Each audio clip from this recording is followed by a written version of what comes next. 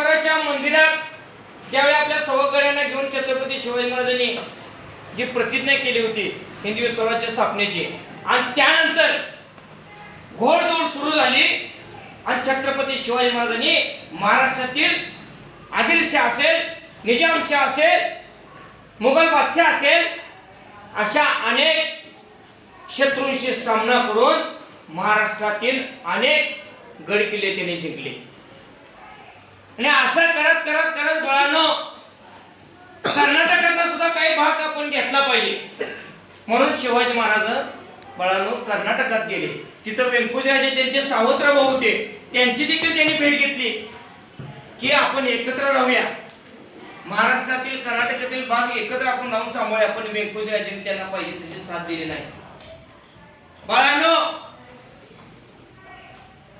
कर्नाटकातील काही भाग जिंकून जिंजी सारखा, रायगड सारखा भक्कम किल्ला जो जिंजीमुंकीत आहे, तो किल्ला जिंकून अनेक तिथे छोटे मोठे किल्ले जिंकले.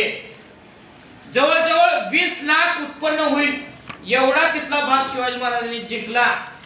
कर्नाटकामध्ये अनेक तिथले गड किल्ले जिंकले. आणि तिथून परत शिवाजी महाराज कुठं आले? आपल्या महाराष्ट्रामध्ये आले, रायगड किल्ल्यावर आलेले. तिथं आल्यावर थोडी त्यांची दगदग झाली, एवढ्या लांबून तिथून लढाई केली, प्रवास केला. रायगडवर आल्यावर छत्रपती शिवाजी महाराजांना थोडं अस्वस्थ वाटू लागलं. तिथं थोडं त्यांना अस्वस्थ वाटू लागलं, ते आजारी पडले. आणि म्हणून मुलांनो, त्या आजारपणामध्ये ते परत स्वतःला सावरू शकले नाही.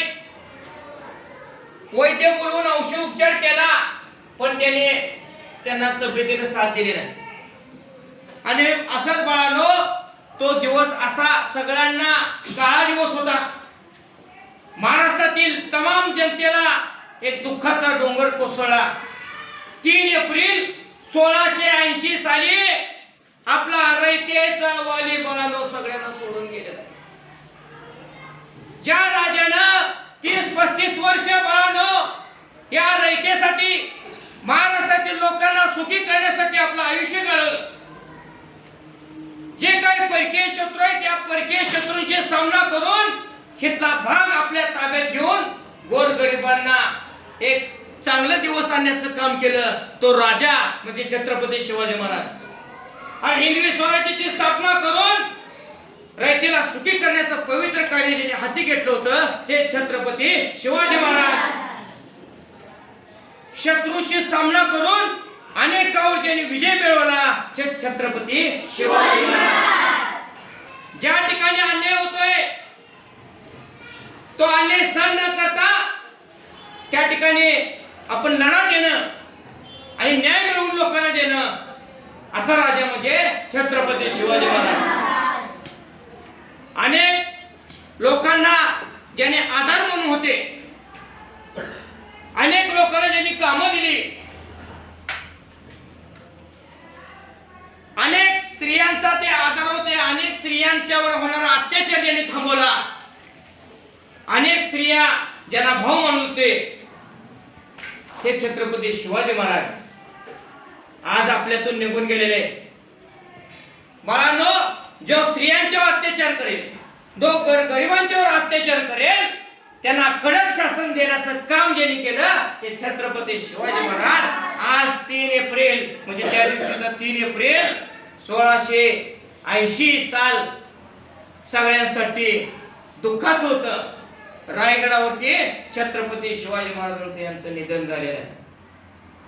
आणि हा राजा आपल्या तुम्हा सगळ्यांना सोडून गेलेला आहे.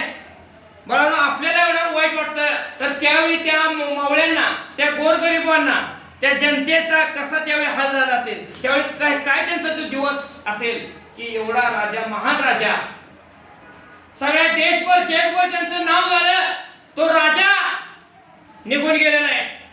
आणि म्हणून बाळांनो, त्या राजासाठी एक गाणं होतं, आणि ते गाणं असं आहे की डोळ्यातून आपल्या पाणी येईल.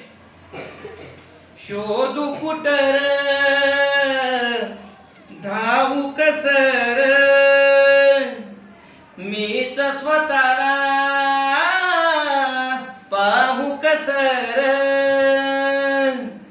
या मावळातून मावळून तू कधीच गेला र माझ्या राजा र माझ्या शिवबार माझ्या राजा र